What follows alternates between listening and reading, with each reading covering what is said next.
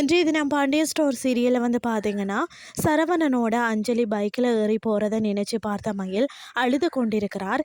அதை பார்த்த சுடர் எதுக்காக அக்கா வந்து அழுது கொண்டிருக்கான்னு சொல்லி கேட்கிறார். அந்த நேரம் பார்த்து பாக்கியம் அங்கே வந்து எதுக்காக உண்ட அக்கா அழுது கொண்டிருக்கிறாள் என்று சுடரை பார்த்து கேட்கிறார். மறுநாள் காலையில் பாண்டியன் எந்த ட்ரெஸ்ஸுமே துவைக்காமல் இருக்கிறத பார்த்து கோவப்படுகிறார்.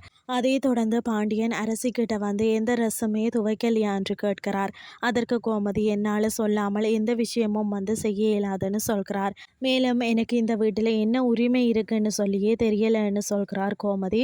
பிறகு பாண்டியன் எல்லா ட்ரெஸ்ஸையும் தானே வந்து துவைக்கிறார். அதை பார்த்த காந்திமதி எதுக்காக இப்படி இருக்கிற என்று கோமதியை பார்த்து கேட்கிறார். பிறகு கோமதி இப்படி ஏதாவது செய்தால் தன்னும் அவர் என் கூட கதைப்பார் என்று தான் இப்படி செய்கிறேன்னு சொல்கிறார். அதனை அடுத்து காந்திமதி கொஞ்சம் தன்மையாக இருக்க சொல்கிறார். பிறகு செந்திலுக்கு மீனாவோட அப்பா வீடு வாங்குறதுக்கு உரிய ஆள் இன்றைக்கு வந்துருவாருன்னு சொல்கிறார். இதுதான் இன்றைய நாளுக்கான எபிசோட்.